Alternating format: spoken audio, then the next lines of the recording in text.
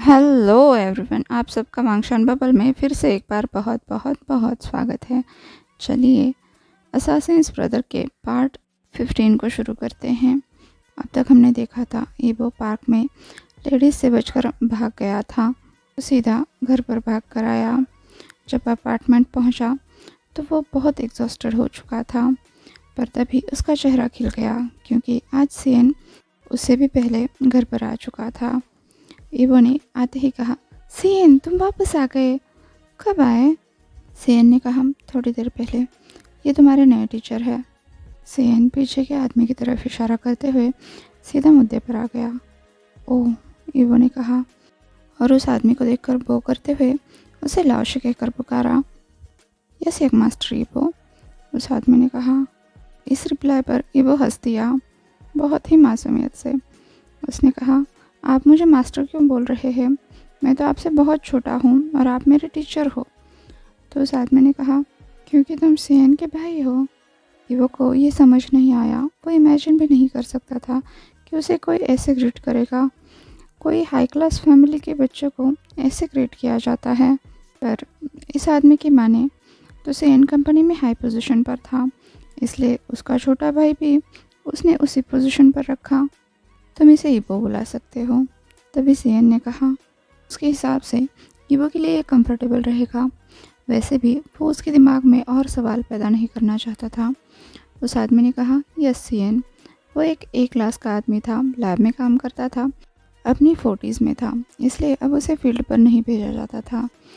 वैसे भी वो बहुत एजुकेटेड था, साइंस और स्ट्रैटेजी में अच्छा था, साथ ही स्टैटिस्टिक्स भी बनाता था। कंपनी का बिजनेस सोसाइटी में बहुत फैला हुआ था, इसलिए उसकी कंपनी को ज़रूरत थी। सीएन ने ईबो को एक बॉक्स दिखाया जिसमें बहुत सारे बुक्स थे, सफ़ेद पेपर थे राइटिंग के लिए।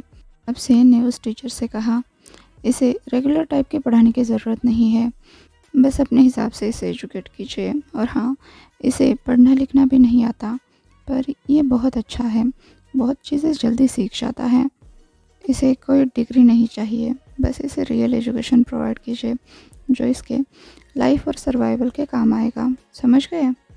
यस सीएन, उस आदमी ने जवाब दिया। तो सीएन ने कहा, आप कल से आ सकते हो। वो आज घर जल्दी आया था और ईबो को इस आदमी के साथ बिठाकर खुद बोर नहीं होना चाहता था। वो आदमी चला गया। लगभग 15 मिनट बाद डोरबेल फिर से बजी। सीएन ने उसके रिस्ट वॉच में चेक किया और ईबो को दरवाज़ा खोलने के लिए कहा। ईबो वापस आते वक्त अपने हाथ में एक पैकेट लाया था। उसने कहा, ये पार्सल है। वो कंफ्यूज था, तो सीएन ने कहा, हाँ खोलो। ईबो ने कहा, ये तुम्हारा नहीं है, मैं क्यों खोलूँ? सीएन ने उसे घूर कर देखते हुए कहा, क्या मुझे इसे रिपीट करना चाहिए? ईबो ने उसे तुरंत खोला। उसमें फ़ोन था। ईबो पहले तो कंफ्यूज हो गया, फिर उसे उस दिन की बात याद आ गई। वो परेशान हो गया। ईबो ने कहा, क्या ये मेरे लिए है? मुझे फ़ोन की क्या ज़रूरत है? सीएन ने कहा, हाँ तुम्हें क्या लगता है? ईबो ने अब सीएन की तरफ देखा और कहा, सीएन क्या तुम अभी भी मुझसे गुस्सा हो? तुम्हें क्या लगता है मैं सच में उन लड़कियों से बात करना चाहता हूँगा? तुम इतने गुस्सा हो कि तुमने मेरे लिए फ़ोन लाया।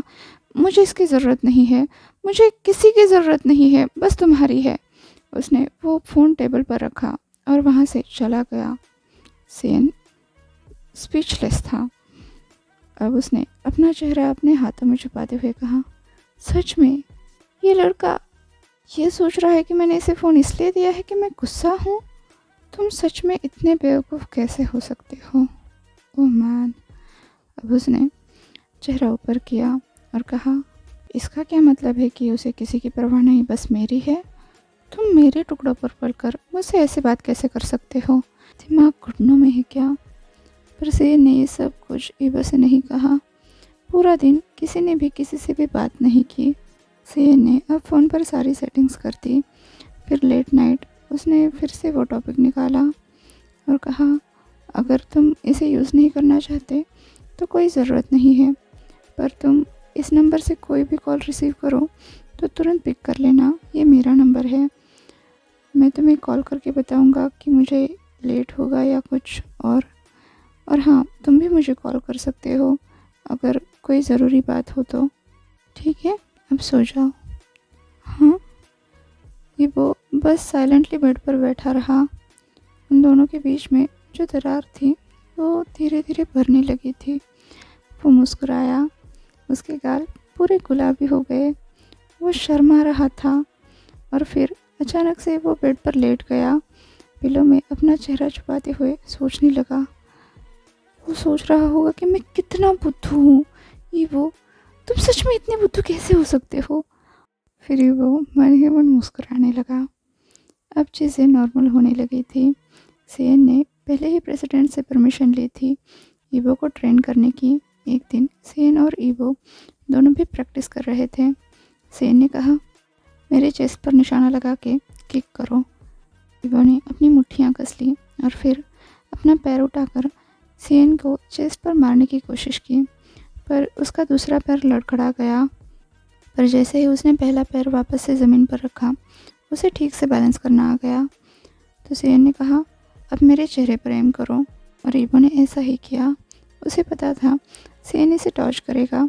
वैसे भी वो सीएन को थोड़े हर्ट करना चाहता था, पर जैसे ही उसने अपना लेग स्विंग किया, वो उसके हिसाब से बहुत ऊपर था। उसका दूसरा पैर फिसल गया और ईवो ज़ोर से ज़मीन पर गिर गया। तब सीएन ने एक साय किया। ईवो खड़ा हुआ और एम्बैरेस होकर अपने बम बम को रब करने लगा। सीएन कमर पर हाथ रखे उसे ही देख रहा था। ईवो ने हल्के से मुस्कुराने की कोशिश की। तभी सीएन चिल्लाया, क्यों मुस्कुरा रहे हो? ऐसे ज़मीन पर गिरकर तुम्हें बहुत प्राउड फील हो रहा है। ईवो की स्माइल तुरंत गायब हो गई। सीएन ने पूछा, हमें ज़मीन की तरफ कौन सी पावर खींचती है? ईवो शॉक हो गया, फिर बोला, ग्रेविटी। सीएन ने कहा, तो इसे इस्तेमाल करो। तुम्हारा पैर ज़मीन पर ज़ोर से प्रेस होना चाहिए, इस तरह से, इसने कहा और ईवो को कमर से पकड़कर अपनी तरफ खींच लिया। फिर उसकी बॉडी थोड़ी सी बेंड करते हुए बोला, इस तरह से थोड़ा सा बेंड होना है, जिससे तुम्हें और ताकत मिलेगी और तुम गिरोगे नहीं, समझे? ईवो की कमर से हाथ हटाए बिना सीएन ने उसे कहा, ठीक है, अब अपना हाथ आगे बढ़ाओ।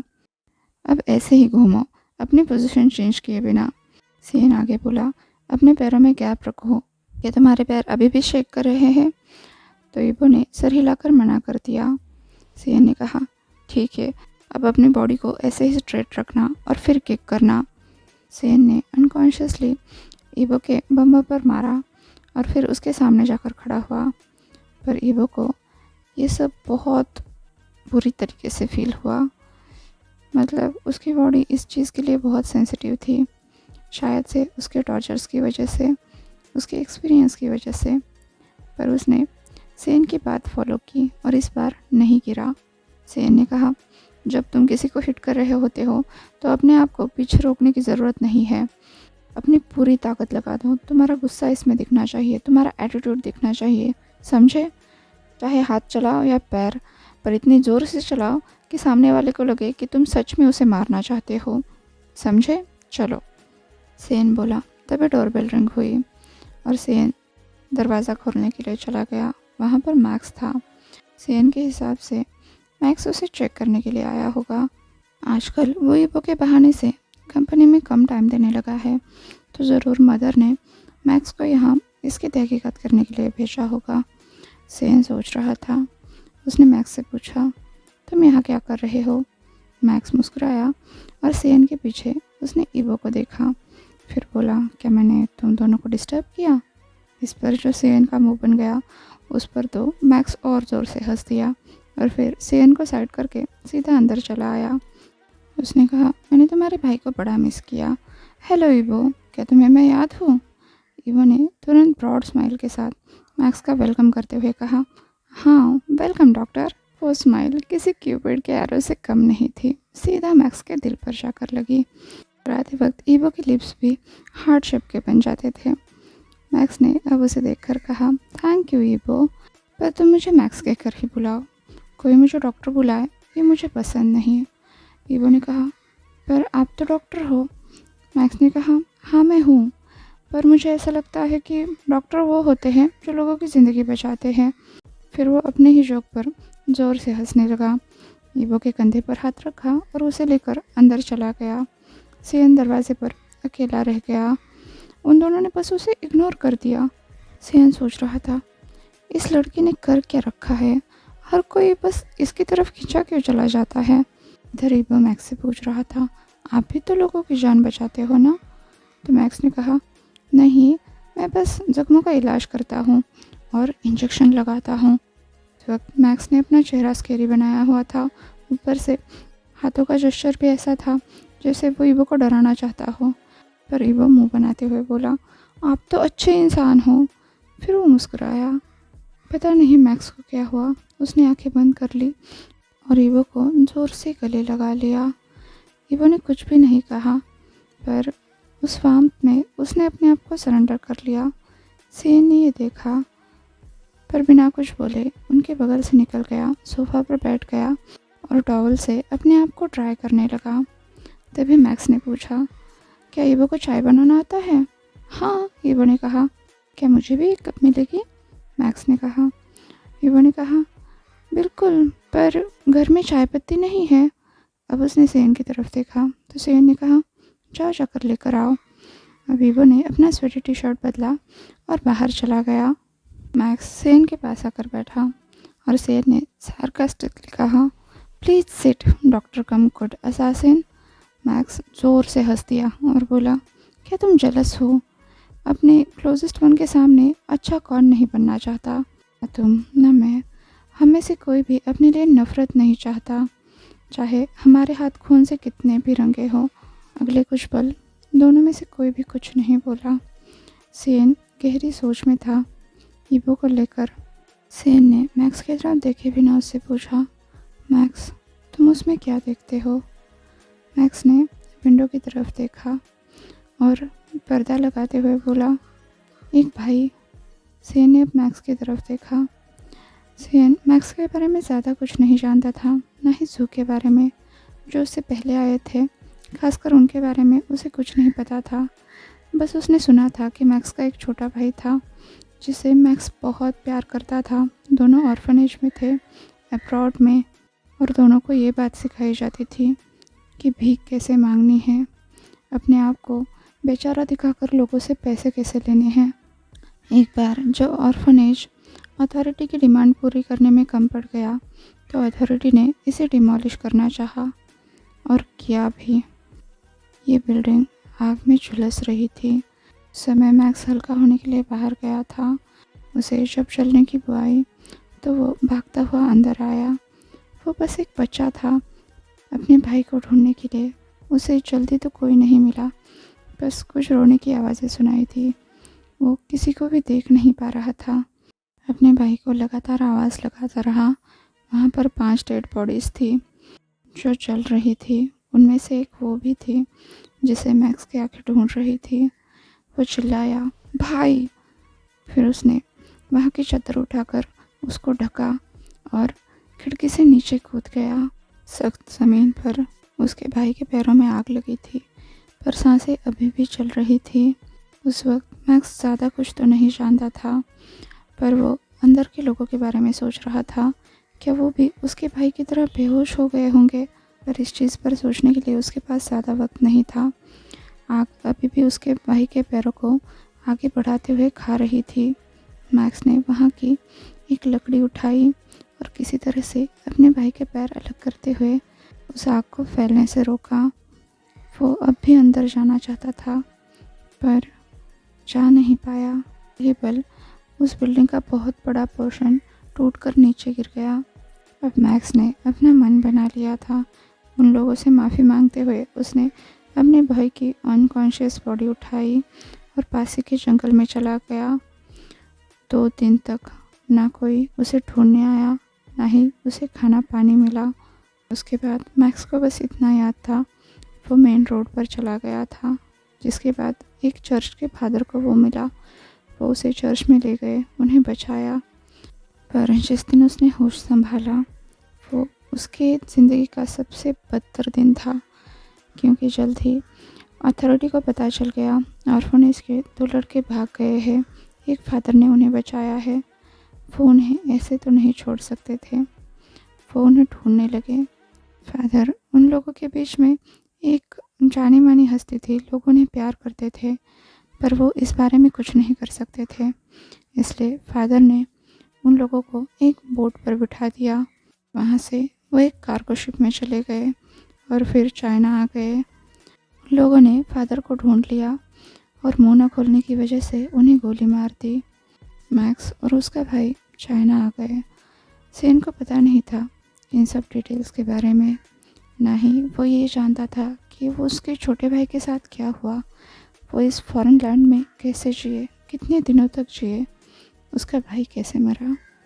पर मैक्स जब एक डर्टी एले में गंदगी, पत्थर और खून से सना हुआ अपनी ज़िंदगी के बारे में सोचने लगा कि मैं ज़िंदा क्यों हूँ, मुझे तो उन लोगों के साथ मर जाना चाहिए था उस आग में, या फिर मैंने कम से कम अपने भाई को तो बचाना नहीं चाहिए था, मैं क्यों जी रहा हूँ। उसी वक्त उसे आवाज़ आई, तुम हमारे साथ चलना चाहोगे? वो आवाज़ मैक्स के लिए किसी भगवान की आवाज़ से कम नहीं थी। उसके पास कोई उम्मीद नहीं थी, ना कोई अपना था, ना ज़िंदगी का कोई गोल था। उसने कंपनी ज्वाइन करने में थोड़ा भी हेजिटेट नहीं किया। वैसे भी उसे पता नहीं था कंपनी में चलता क्या है, पर धीरे धीरे वो इसके बारे में सब कुछ जान गया।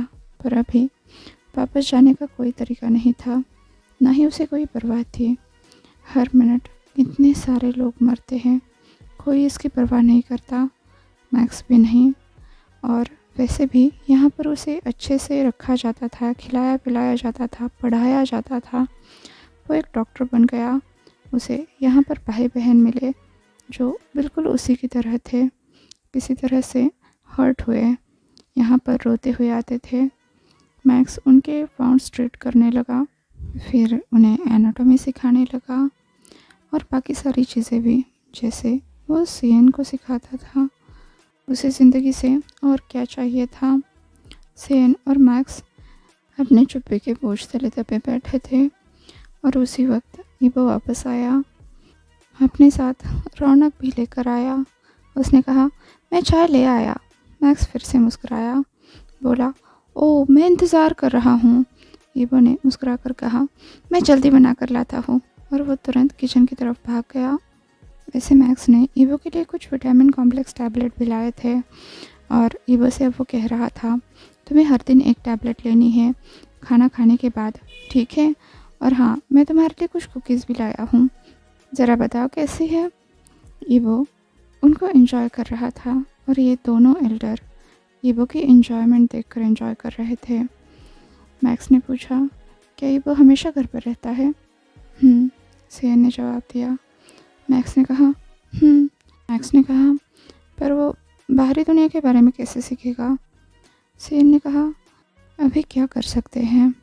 तभी मैक्स ने एक सुझाव दिया, ईबो चलो बाहर चलते हैं, मैं तुम्हें शहर में घुमाता हूँ। ईबो तुरंत मान गया और सीएन के पास भी मना करने की कोई वजह नहीं थी। ऐसे उसके चेहरे को देखकर लग नहीं रहा था कि वो मान गया है, पर इसकी परवाह किसे थी। आखिरकार सीएन को भी उन दोनों के साथ निकलना ही पड़ा। अब वो इधर उधर घूमते रहे, कई सारी जगहों पर गए, एक बार तो गेमिंग प्लेस पर भी गए। मैक्स ने ईबो को बहुत सारी चीज़ें सिखाई। ईबो सच में बहुत शार्प था, बस एक बार दिखाने से हर चीज़ को बड़ी आसानी से कर पा रहा था, सीख रहा था।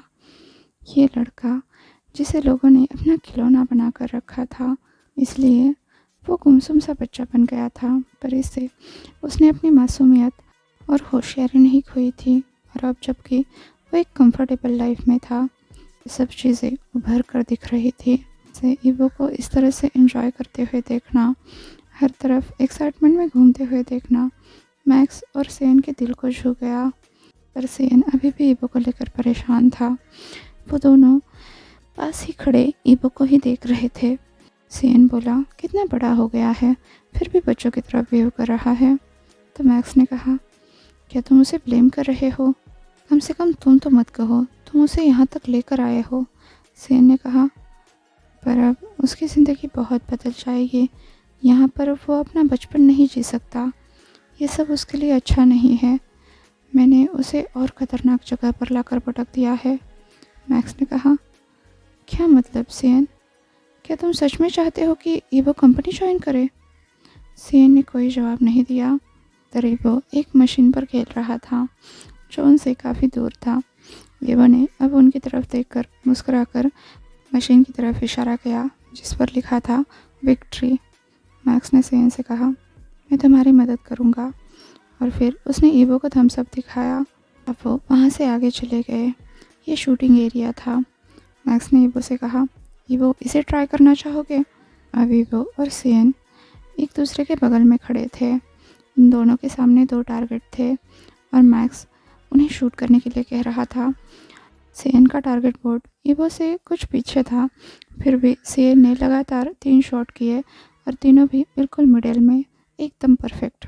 ईवो की आंखें खुली की खुली रह गई। वो सेन की तारीफ करने लगा। अगली बारी ईवो की थी, जिसके गन पकड़ने के तरीकों को देखकर ही बाकी के लोग बहुत ज़्यादा हंसने लगे। आज के लिए बस इतना ही। आपसे कल मिलती हूँ, तब तक के लिए अपना ख्याल रखिए। वीडियो पसंद आया हो तो लाइक, शेयर और कमेंट कीजिए। और हाँ, अभी तक चैनल को सब्सक्राइब नहीं किया है तो सब्सक्राइब भी कीजिए और फंक्शन बबल में खुश रहिए। Thank you.